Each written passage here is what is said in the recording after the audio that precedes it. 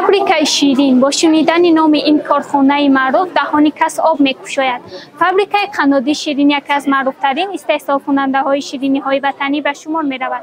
شکلات، قنفت، پیچینی و دیگر شیرینی‌های این کارخانه آوازه‌دار با رعایت استانداردهای معاصر و طعم عنعنوی تاجیکی استحصال می‌شود. ما امروز زیاده از 60 نمود محصولات خود را پیشکش خریداران گذاشتیم. از جمله مرملاد آوردیم و میوه‌گیدر شکلات آوردیم و همه نمودی گوناگونی میوه‌گی‌ها هستند.